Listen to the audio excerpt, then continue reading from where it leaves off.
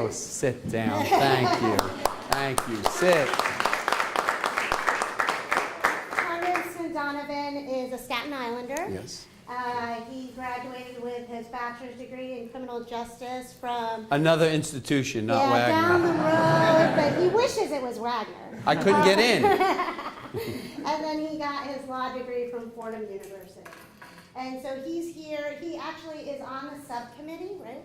On African affairs, global health, global human rights, and international organizations. So originally they had asked him if he would be part of the summit, where you guys are going to be heading to on Sunday.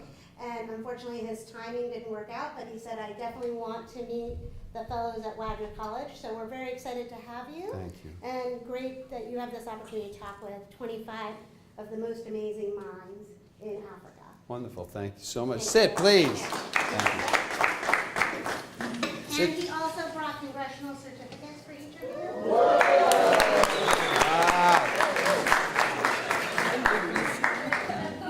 They're very nice to have. They're very nice to have, but that won't even get you a free cup of coffee at Starbucks. And thank you for inviting me, and thank you for participating. I just spoke at the Brooklyn Chamber of Commerce. All these very successful business people in Brooklyn, because I represent both Staten Island and a portion of Brooklyn. And I told them about this program, and some of the people who were at the event were from Brooklyn College, NYU, and I think they're going to be competing. When I told them about this program, I think they're going to be competing with Wagner next year to get some and fellows. And I said it's not going to matter because you guys are all going to talk so great about us. We're just going to What I think would be helpful to me, and I'll speak about anything that you're interested in. I want to tell you a little bit about my work on foreign affairs, particularly the subcommittee on African issues and global health, which happened to steal my heart when I met a young woman who told me about how many children and young mothers suffering from diseases in parts of our world where children and mothers in the United States don't suffer from those because we have vaccinations, we have clean water, we have electricity, some of the things that help people. I call it the birth lottery. I was elected to Congress 14 months ago. 2 weeks after I was elected, I had my very first baby at 58 years old. So you guys, you got a couple more in you. I don't know if it was because Aniela was born or just because prior to going to Congress, I was the chief prosecutor of Staten Island. So I didn't deal with these issues. I only dealt with crime and public safety. But when I was first exposed to how many women who are pregnant, women who had just given birth, the babies that they had just given birth to were suffering from, and many dying from, diseases that we have cures for, we have vaccinations for. It became a great interest. I went to Congress not knowing what my issue was going to be, but I adopted this issue. And Aniela was very fortunate that she was born to her mother and myself in the United States with clean drinking water, with the health resources that our health care providers have here, and with the vaccinations that she received since she was born. Every time we go to visit the physician, she gets vaccinated for certain things. So I took a great interest in it. I think it's something that the United States has an obligation to help other countries who need our assistance in this area. So I just throw it out to you because it's one of the things I think that we might have in common. But what I think would help me, if just briefly, even 30 seconds, and I'm never going to, not only won't I remember your names, I probably won't be able to pronounce them. But if you would just tell me a little bit about each of you in 30 seconds, just so I get a flavor of who's in the room and what your interest might be. She's not paying attention, so I can start with you. I'm Mandela from the DRC, the Democratic Republic of the Congo, but I prefer being called Nina, and I'm a civic educator. Okay, great, thank you. I'm Lulu. I'm from Zambia, and I run a nonprofit that advocates for children's rights to education and women economic empowerment. Okay, I'm Mariam Sawadogo from Burkina Faso. I'm a teacher in my home, and I also run a non-profit organization How old are the children that you teach? Around 13 to 20. 13 to 20? Great, thank you.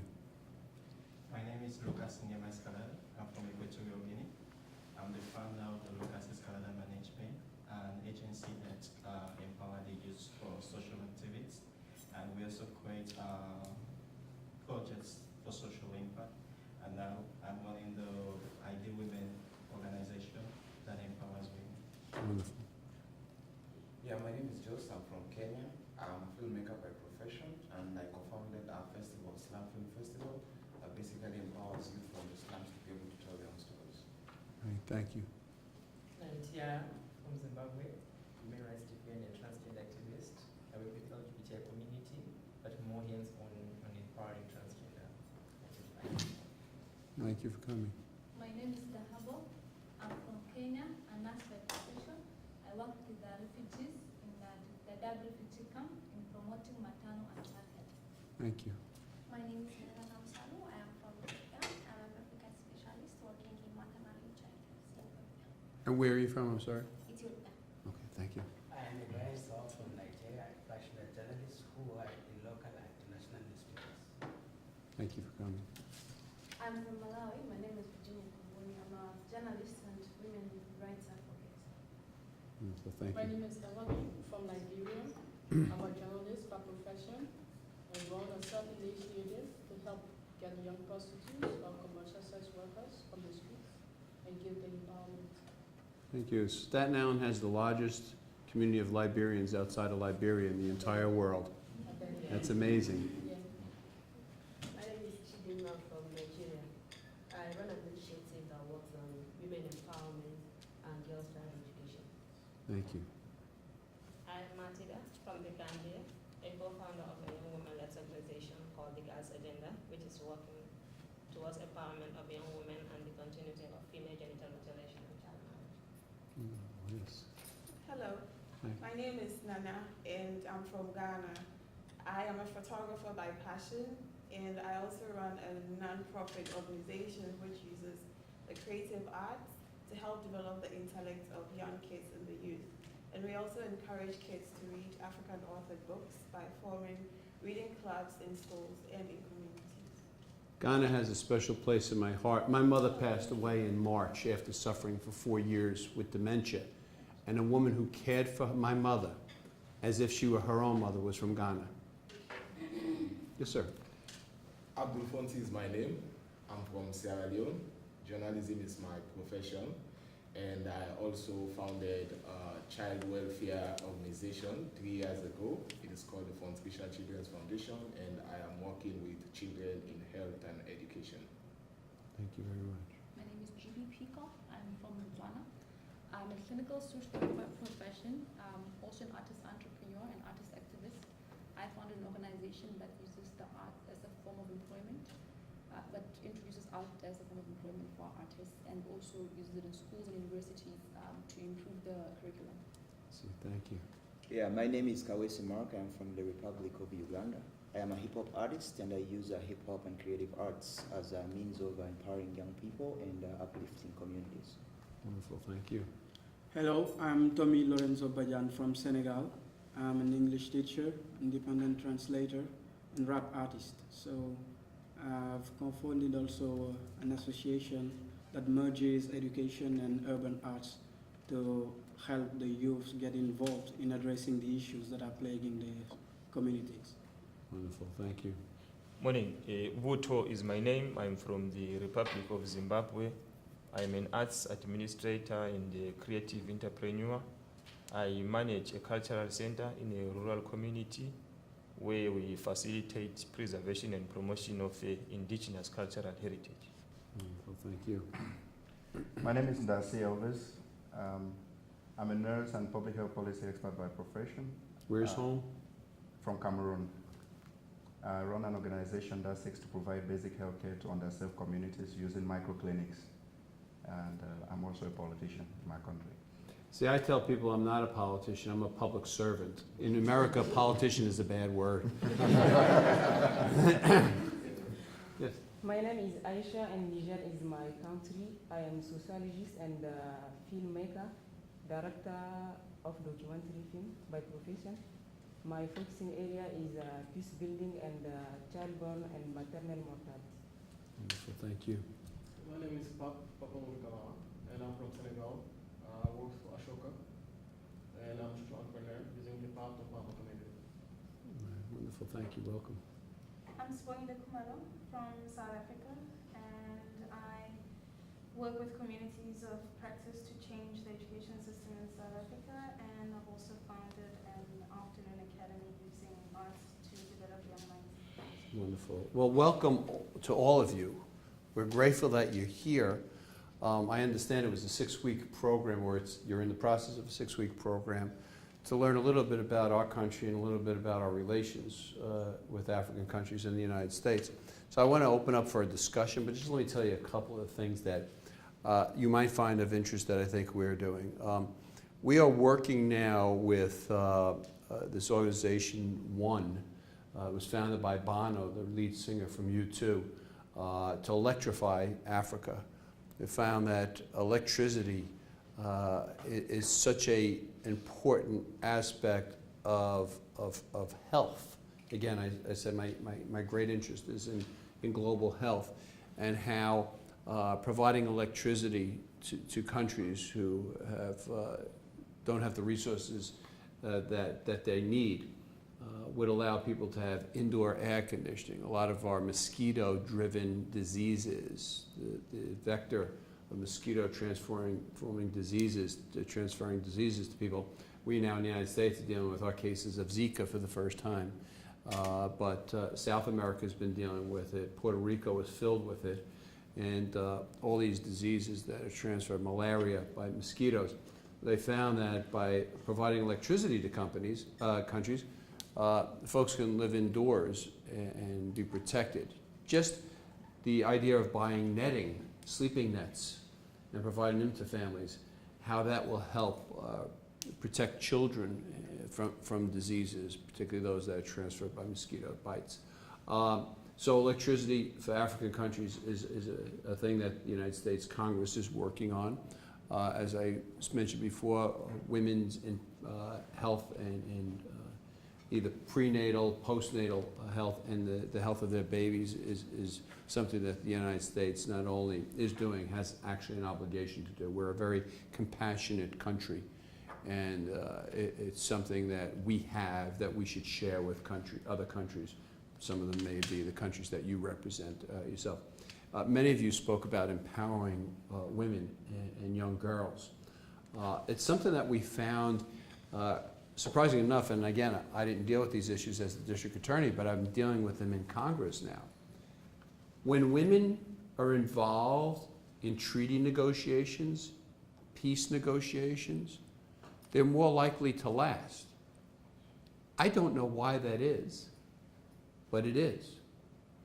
And empowering young women to be able to take control of their own lives and participate in the government process that you and I participate in, and allowing them to take control of their own lives is something that Congress here is working on. We don't impose our own laws on other countries, but we do pass resolutions saying that we would support empowering young women in various countries. We have to walk a fine line in the United States because we are a democracy and we believe in other people's democracies, and that other people should choose the way they wish to live, even if it's not the same way the United States has chosen for its citizens to live. So we're respectful of other people's choices. But where we could help, we do. Where we need to help, we have an obligation. We passed a law and appropriated $10 billion over the next 5 years to the National Institutes of Health, NIH, to come up with cures and treatments for diseases. There are about 10,000 known diseases in the world. We have cures and treatments for about 500 of them. That means there's 9,500 some odd diseases that we have no treatment for and no cure for. This year, Congress gave the National Institutes of Health a $10 billion allotment over 5 years to find cures, to do studies, to come up with vaccinations, to come up with treatments for those diseases that we have none now. The whole world will benefit from that research. The entire world, the countries that you represent, will benefit with their successes if they're successful. So these are just some of the things that I have learned from you: empowerment of women, health, education, the things that we talk about, and I expressed to you and shared with you my interests. So I'd like to open up a discussion. We can answer questions, we can have a dialogue. What may be on your mind: you have a United States Congressman here. Unfortunately, I'm the only one they could get. But you do have United States, so we could talk about our government, we could talk about our structure of our government if that's of interest to you. We could talk about other foreign relations that our country shares with other of our neighbors and countries throughout the world, whatever it is that you would like to speak of. Yes, sir. Thank you very much, Honorable, and we're so glad to have a very dignified authority like you in our midst. And I'll start by thanking the Wagner College for this very wonderful opportunity given to us. And let me congratulate you, because I understand how competitive this was. 40,000 people, I was told, applied for these fellowships. 1,000 was selected out of 40,000. And the 25 of you were fortunate enough to come to Staten Island, so you guys really won the lottery. Yes, so go on, please.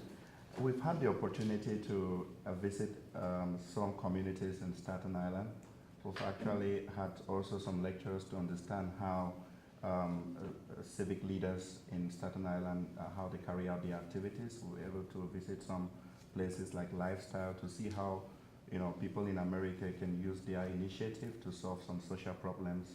And it has really inspired us on the role of civic leaders that we are, and how we can actually translate this kind of knowledge back in our society.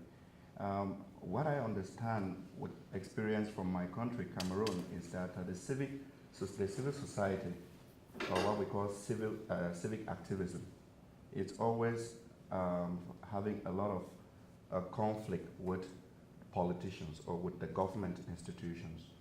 But when we go through all the places we visited that are carrying out civic activities, my question I want to find out is, what is the relationship between the civil society here, those who are actually civic leaders, and those who are in authority of power, especially political power? Do you find that kind of tension between those who are advocating for change, civic society leaders, activists, and you politicians? Do you have a good rapprochement with them, or it's always the same like what we face now in our country? It's a wonderful question. One of the things that you'll find that the big issues that are being discussed in America, we're about to change our leader. And we have every 4 years in our country a peaceful transition of power from one administration to the other. And that's going on now, so I think you came at a perfect time to witness some history. Maybe history that we may elect the first woman to ever represent the United States. And if she's not successful, we're going to elect a business person who's never served in government. And whichever one of them gets elected, it'll be the first New Yorker to become president since Franklin Roosevelt in the 1930s. But to answer your question about locally, government is not the answer to the solution to everyone's problems.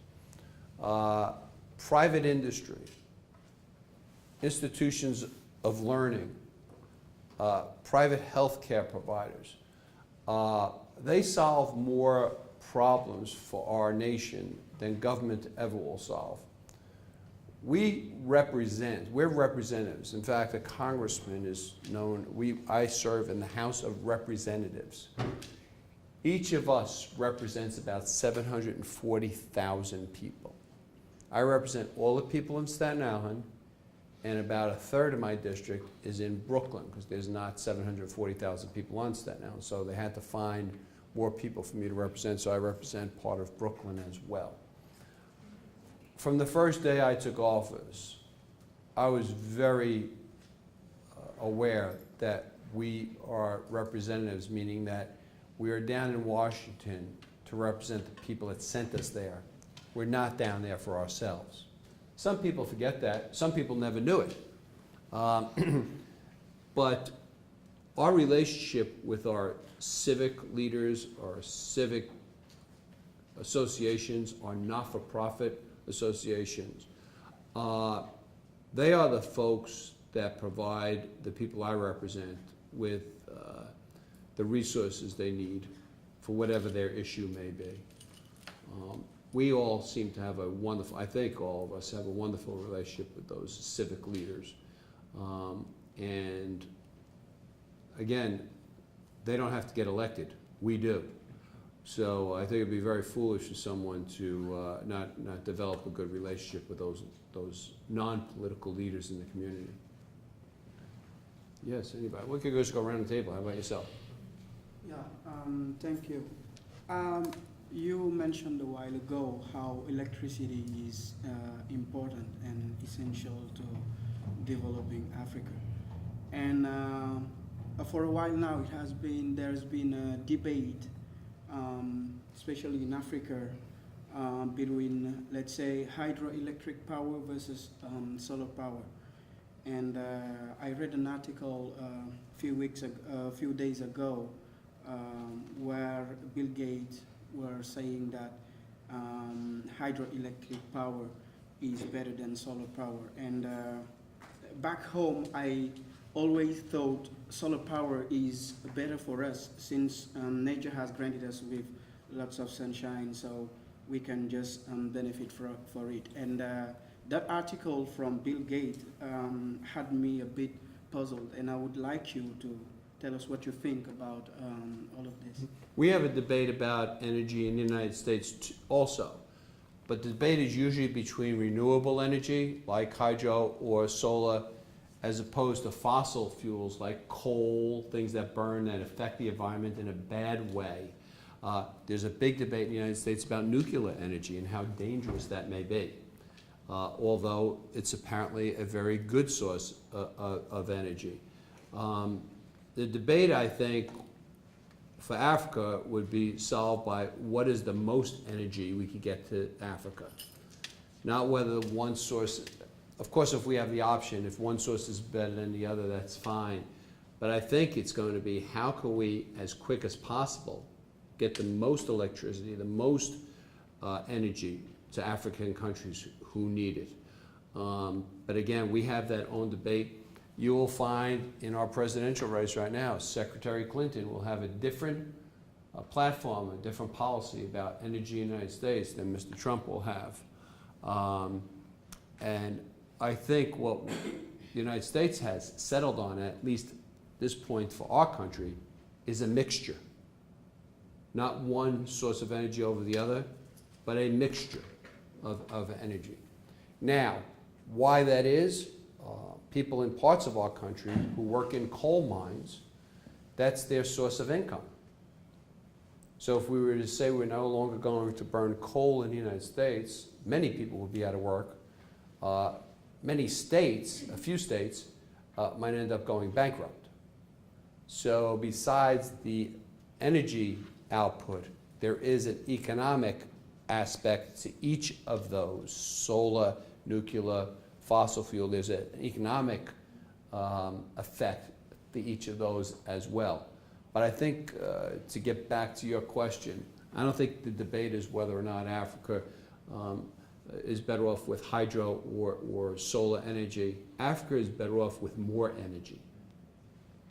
And a combination of those things might be the best solution. Did you want to go, Rick? Sure you can.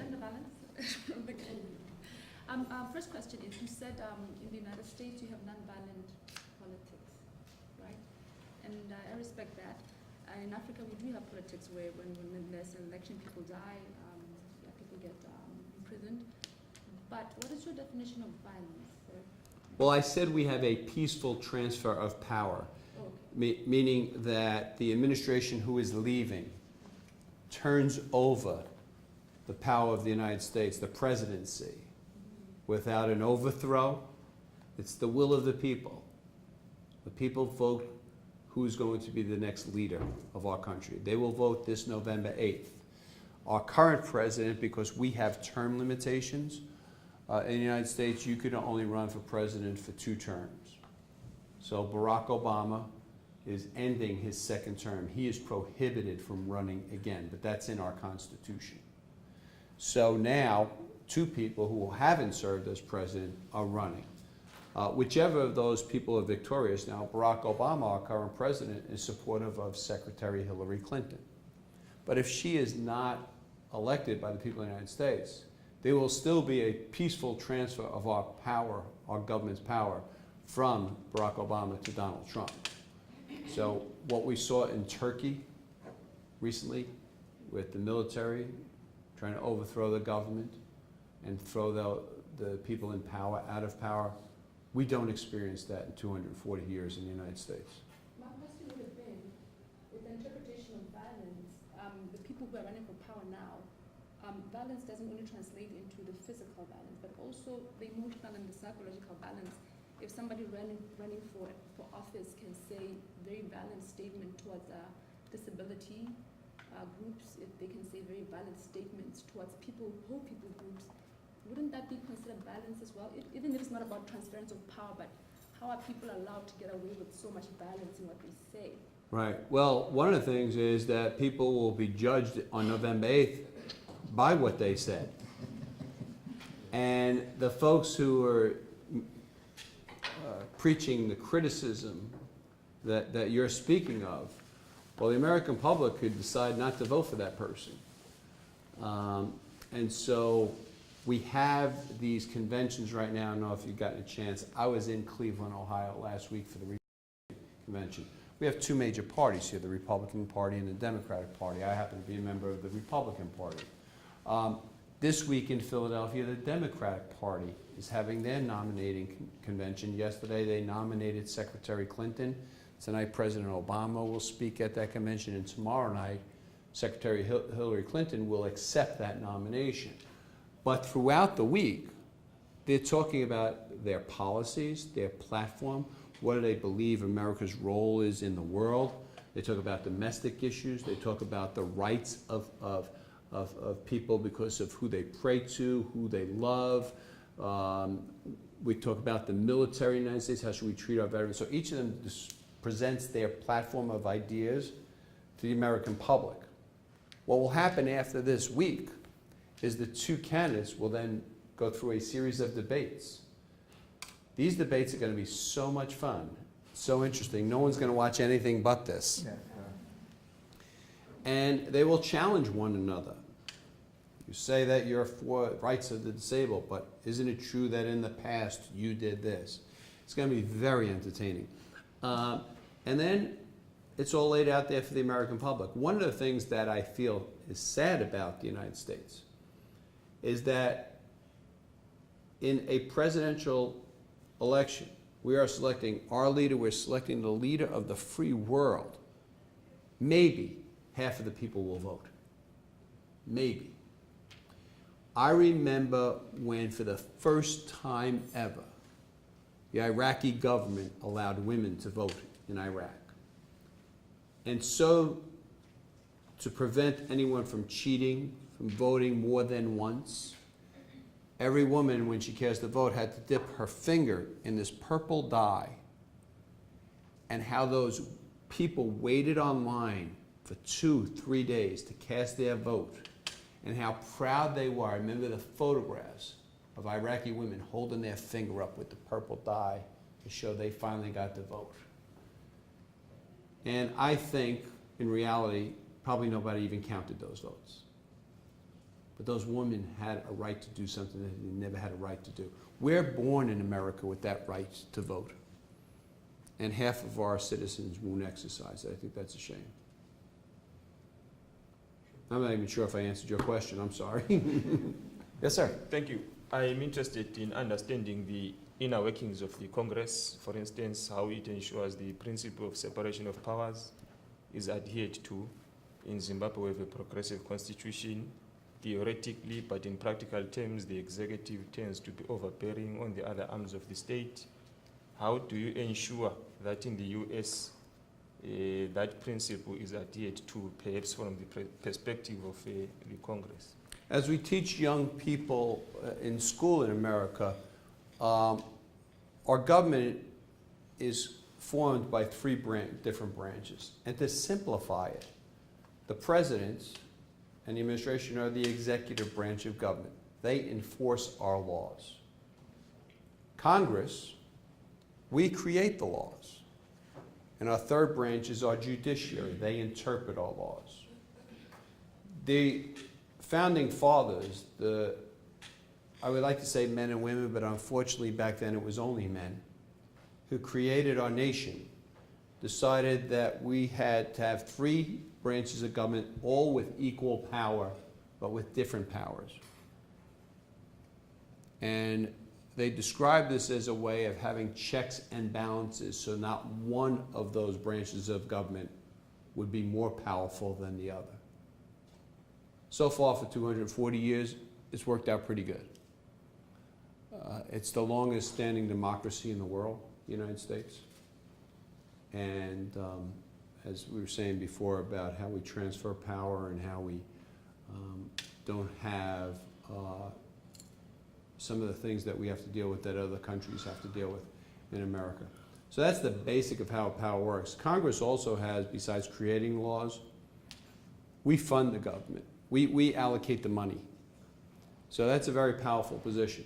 The president makes his requests or her requests to Congress, and we decide how the money is spent. Some believe that that's even more powerful than being able to enforce the laws, than being the president, deciding how the money is spent. But it has worked out well for us so far, and I don't see it ever changing. Yes, sir. Yeah, Abdufonti is my name. Once again, I'm from Sierra Leone. I must say I am thrilled by your passion for the health of especially children in Africa. Issues of health are very close to my heart because I am a victim. I lost my daughter of a curable disease some 3 years ago. How old was she? 3 years. 3 years old? 3 years old, yeah. What's your daughter's name? Patricia Sylvia Patricia? Kabia. I lost her to a curable disease. That's simply because we don't have the diagnostic medical tools in our country to diagnose these diseases. It was only after her death that the doctor started gambling, oh, maybe it's malaria, maybe it's typhoid. To date, I still don't know what was responsible for that, which was why I founded the Children's Welfare Organization to advocate for the health and education of children in Sierra Leone particularly and across Africa in the future. So my concern here is what are your interventions so far since you started working on health issues in Africa, and who are the people that you are working with, and what do you aim to achieve in the future? Well, USAID is usually the lead agency with health issues for foreign countries for the United States. We've come across a number of different obstacles. One is, surprisingly, it goes back to our talk about electricity, is refrigeration. A lot of the medications need to be refrigerated, and if you don't have electricity, you can't refrigerate it. One of the things that we've found is some regimes in some countries won't allow us to go in and vaccinate their children. That is a more difficult obstacle because we could always figure out a way to find refrigeration and hopefully electricity, but changing the mindset of a regime who won't let us go in and help their people is more difficult. So I've been there now a little bit over a year, but those are the two of the things that stand out. And I do believe, but I can't tell you which, that we probably have more of a presence in some African countries than others. One of the things that we did do here in the United States, though, is we took Sierra Leone children who were mutilated and brought them here and cared for them, fit them with prostheses. And there was a huge community of those children here on Staten Island that we got to know and love. So your country holds a special place for me too. Yes, sir. This is Kawesi Mark from the Republic of Uganda speaking.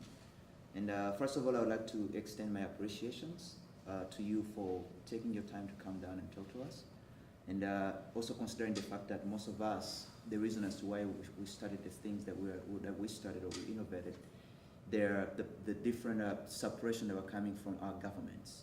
So you know that the governments are not interacting with the people on the ground. So that's why we started these creative means to approach or to advocate for the things. And speaking from a country, well, Uganda is the youngest nation in the world, and 78% of our population is people below the age of 30. So they are young people. So my question here is that they often tell us that youth are the leaders of tomorrow. I don't know why not today, but you always tell us youth are the leaders of tomorrow. And again, they say tomorrow never comes. So it means that youth will never be leaders, right? But I'm interested in hearing what is your opinion about involving young people in I would call it public service, as you said. Oh yeah, and if that is working out, how is the United States working on that? How is it involving young people in public servant? Because in Uganda, to be honest, like the 80%, the 70% population of young people, like 90%, 97 or 95% of those hate politics. They will never go to vote. You know, they will never take part in different, government stuff. So I'm interested in knowing. And that's a shame because someone is going to get elected the leader. So sitting out and not voting doesn't help the cause. You may not be satisfied. There's many Americans not satisfied for the two people who are running for president of the United States right now. But one of those individuals is going to win. And again, I think about those Iraqi women that never had the right. We were born with that right. But I would think that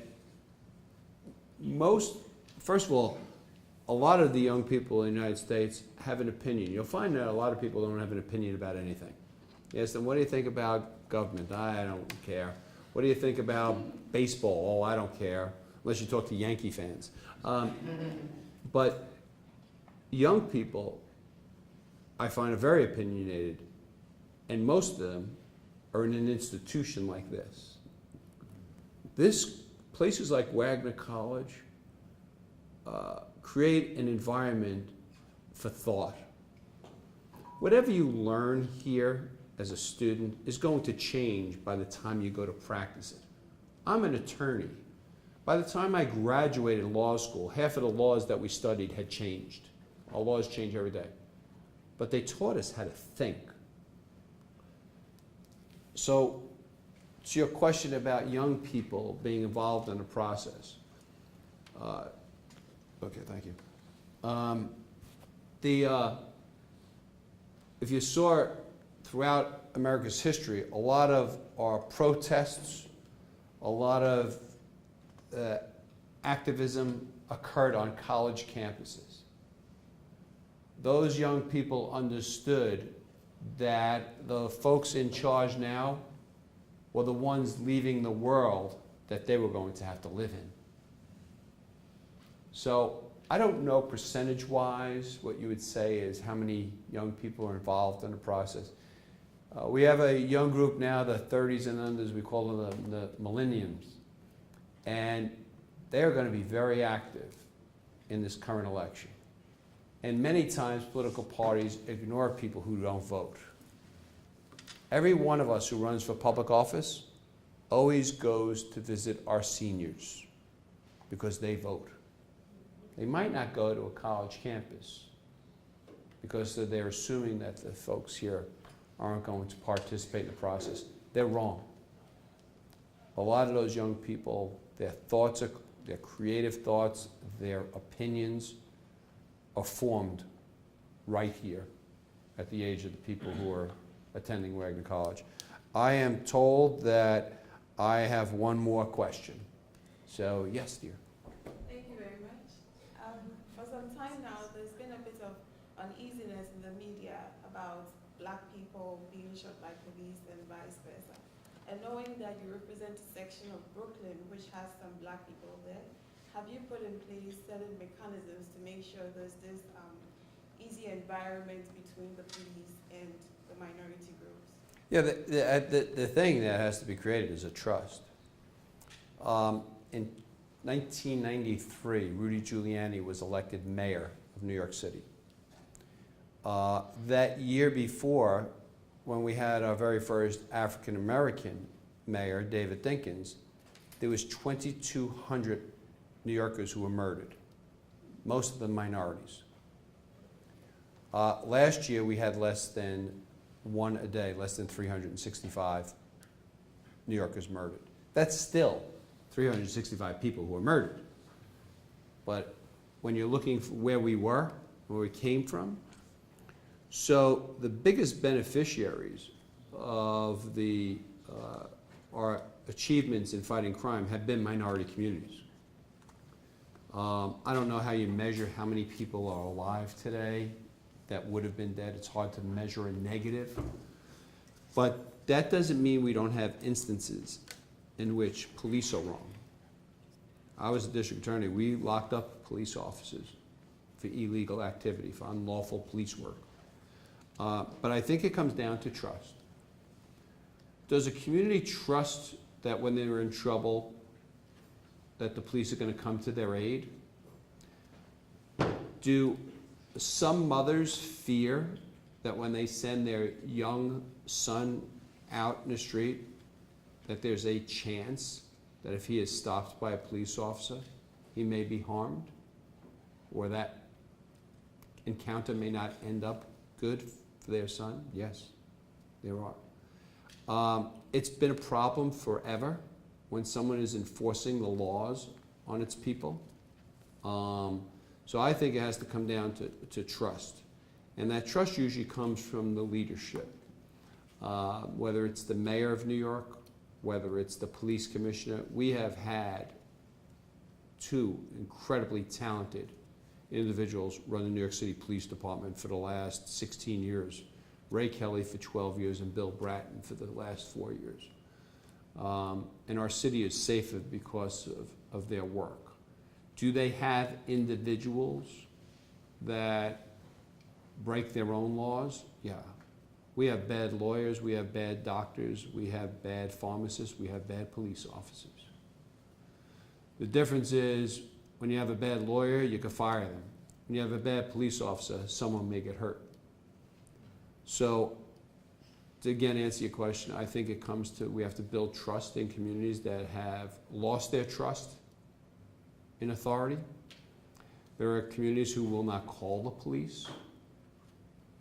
We have an epidemic of no snitching, that a bad person in a community has harmed someone else in that community, and the good law-abiding people won't come forward because that's not the thing you do where we live. That's ridiculous. I had a 2-year-old baby shot in the eye, and the mother in the plaza of where this baby was shot screaming for somebody to come forward. No one saw who shot her.